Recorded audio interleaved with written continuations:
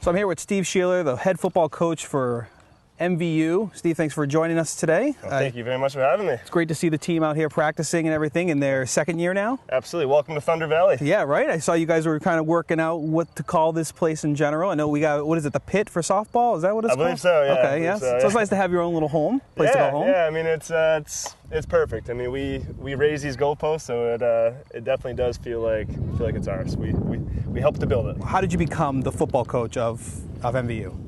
Sure. I guess it's a little bit of a long story, but I guess I'll start with my roots. My father's from Western Pennsylvania. You know, it's a football powerhouse, year in and year out, and I grew up in the Southern Adirondacks, the city of Gloversville, who has over a century-old football program, and I am the beneficiary of some tremendous coaching, at the high school level, middle through high school level, and I was fortunate enough to continue playing football at the college level. I went to Stonehill College. Fantastic. Actually know that very well. I'm from Stoughton, Massachusetts. Right there, man. I used to drive by that all the time. Awesome. Yeah. I just loved the game. I loved the game, and I wanted to go to a very good school, which Stonehill is, and I wanted an opportunity to walk onto their program. And I had the best football coach in the history of the world. His name's Mike Landers. He's now a head coach at Mount Ida College. Okay. And he was actually my linebackers coach, and he saw something in me at a very early stage, and I started for 4 years, and I still hold the career tackles record at Stonehill College. So that's my kind of tooting my own horn at this point. Did you say you were a linebacker? I was a linebacker, yeah. Okay. I was very undersized. I was about to say, no offense to anything like that. I'm not oversized at all in any way, but I love Rudy, the movie Rudy. There you go. That was, I guess it came out when I was younger, and it just, it struck a chord with me, because I would tell people that I was going to play college football, and they would laugh at me and say, hey, you're too small to play college football. And I just said, thank you for the inspiration. I'm going to prove you wrong. And my coach, Coach Landers, saw something in me, and he gave me an opportunity, and I was able to have a lot of success on the field as far as tackles and some of the accolades that I never in my wildest dreams would have ever imagined. Prior to my playing career, I volunteered at Gloversville High School in New York, and I know that area also very well. I worked there for about 4 years in that area. So. Yeah, it's a blue-collar town. Sure. It's an old mill town, and it's a town that prides itself on work ethic, and it's something that I've always embraced myself. And the high school level in the capital region in that area, that's huge. It's good football, and I'll tell you another little connection here. My brother, he's the head football coach at Shaker High School. Okay. Yep. In Albany. Yep. Yep. They're outside of Albany, Class AA. He's, I believe, a 2-time New York State High School Football Coach of the Year. Wow. He's amazing, and he's been very generous in not only offering me a tremendous amount of knowledge. That's what I was about to ask. Is you getting a little bit of tips from your brother and everything? Yeah, he's 2 years older than I am, and he actually, when he graduated from college at Ithaca, he was a graduate assistant at Stonehill, very close to my family, and to have him there most certainly added another level of comfort. Mm-hmm. And I think it was comfortable for him as well to have me established at Stonehill. So let's talk about last year. Sure. New program, new team, new everything. I mean, new coach. So what was it like coming to a high school that didn't have any football program to start it up basically from scratch? Well, when I came to MVU, first of all, I mean, this community is, it's such a hardworking, and it drew such a parallel to where I came from. To my roots. When I came here, it was. It felt like home. When I first started walking around the school, I get lost a few times because everybody gets lost the first time they come to MVU, and you'd see all these really big students and no football jerseys on Friday night, or Friday at school, and it was strange to me. It felt like something was missing, and once students started to know that I was the head coach or a coach at UVM, they began to start asking, like, why don't you start a football team, or why don't we start a football team? And it was a few years of that, and some support from the administration that we had finally decided to roll out an interest survey to the students. 90% said that they thought it was going to be a positive influence on the school culture. Great. And I obviously agreed. I feel like that the more kids that are involved with the school, the more kids are going to care about the school, the more kids are going to care about their grades, care about making this place something that we're all proud of. And not that we're all not already proud of it, but I think that more student engagement's most certainly good for the whole community. So over 90% said it was going to be a good thing, and then 80 kids said that they would play football. And we know that it's easy to mark yes, do you want to play football on a survey, but we felt with that number we had enough interest to really pursue the possibility of the team. Sure. So we knew that it was going to be an uphill battle, and we knew that fundraising was going to be a big part of it. And that's one of those battles is you guys didn't have, unfortunately, I think if correct me if I'm wrong, but school board support for funding. Yeah, I mean, I think that we did have the school board support initially to put it on the ballot and see what the community thought. We had a football information meeting that we invited the entire community. Turnout wasn't quite as high as we had hoped. There was some miscommunication, and 4 budget votes no later. There was it was an uncomfortable feeling for me because it's something that I wholeheartedly believed in would be a positive thing for the school, and I felt like the enemy. I guess you just weren't seeing results. Right. You're like, okay, people said it's going to be great. People said that they would really support it. Why aren't we seeing that? Yeah, why aren't we seeing that? And the votes most certainly made it clear that we had to fundraise. We had to, if we were going to give this opportunity to these young men, we had to do it ourselves, and that's fine. You guys have had some good fortune though with that as well, right? My goodness! So the National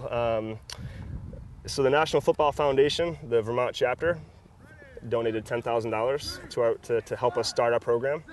A friend of my father's from the Mohawk Valley in New York, I wrote him a letter just saying, what was going on here, that we believe in this, and he gave us $5,000. I'll drop his name, Emil Gelasso. I mean, thank you. And the huge one came.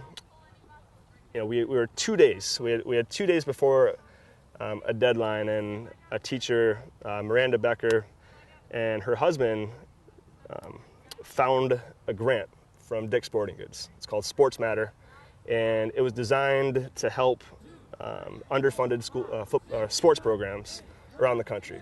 And she had introduced me to it, and it was a couple sleepless nights and a lot of grant writing and such. But that was a matching grant that gave us $20,000, and our goal to start the program was $40,000. And between what I mentioned and a lot of hard work from the students to fundraise, we reached our goal of $40,000. So that was great.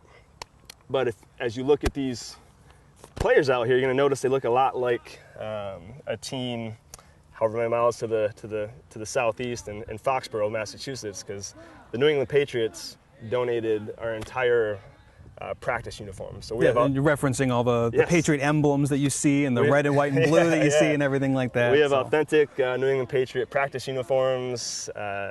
They gave us a significant amount of cleats.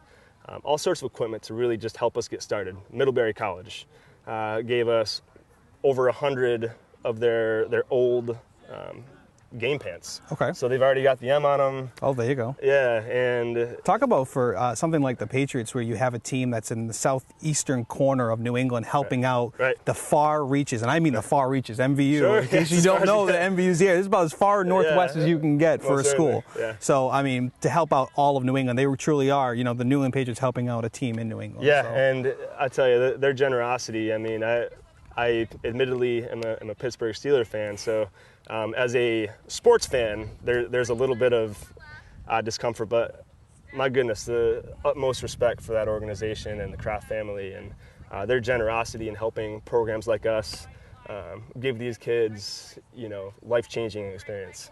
These kids have come together as brothers like you wouldn't believe. We had such a powerful moment yesterday at practice. It was a spontaneous moment where we were at the end of practice running sprints, and I've never seen young men push each other so hard and then feed off of each other.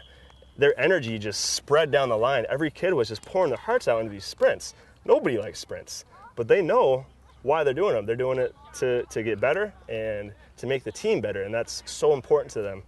And as we huddled up and got down on one knee, the coaches were just ecstatic, like, wow, that's how you work. That's how you approach it. That's work ethic. And all of a sudden, one young man stood up and said, "Hey, coach, I'd really like to say something to the team."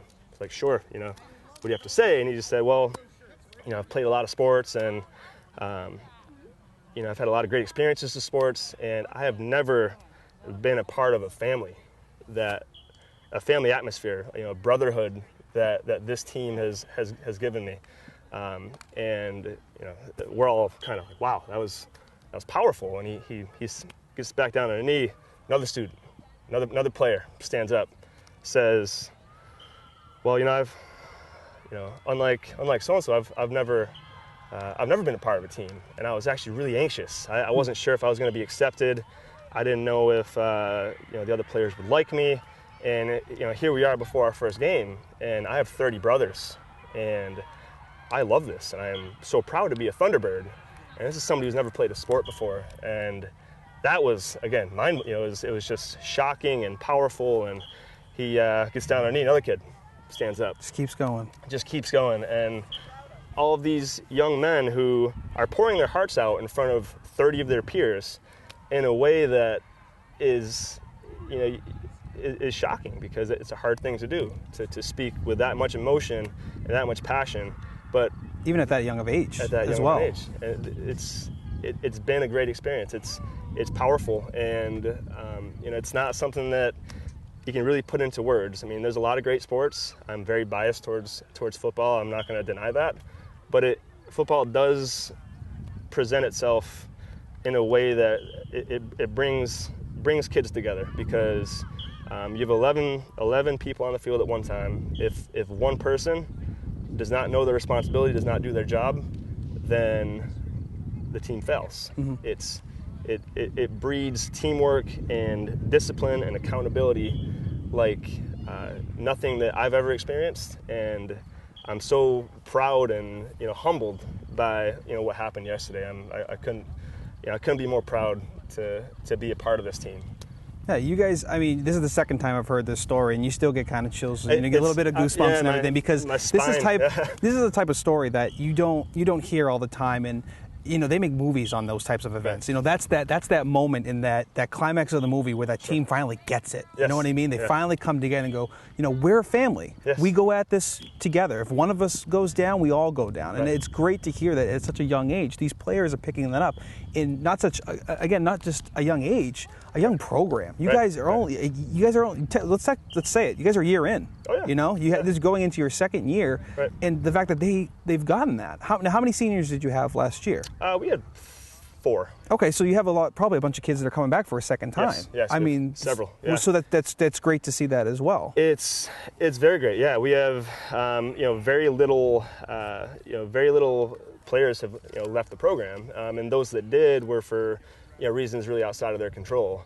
And what it does do for us, having a 9 through 12 team, we have unbelievable senior leadership, and we can talk about coaching all you want to. It's the kids, it's their team. And I walk through the lunch line, and I hear one of the captains say, "Yeah, so we're over in the library. We're teaching some of the youngsters the plays, and we're lining up in the library, our offense, and trying to teach them the game." And it's cool to have seniors and juniors take the younger kids under their wings and just show them this is what it means to be a Thunderbird football player. We're students first.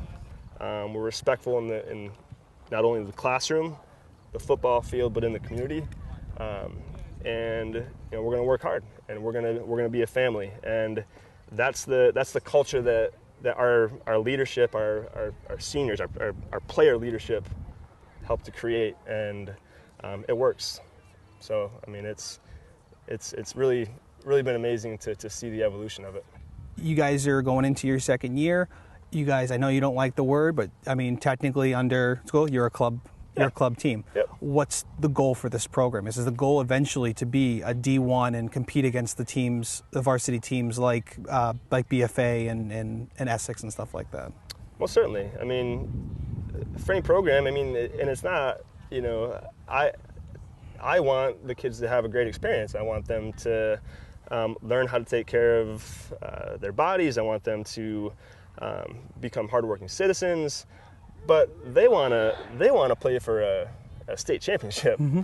and I think that they've earned that right. I think that the goal for this program is, sure, yeah, to be the most respected program in the state because of our integrity and our work ethic and how we treat our opponents, and that's what I want. That's what I want us to be, the most respected program, but. Yeah, we want to win state championships. Sure. That's the goal of the program. Okay. So, Steve, I just want to really thank you for joining me today on Hometown Roster, so everyone can kind of get to know you a little more and what you guys are doing for the community and for these kids. I'd shake your hand, but I think a nice little Rudy slow clap, which is just fine. Thank you. So, thank you very much. I appreciate it.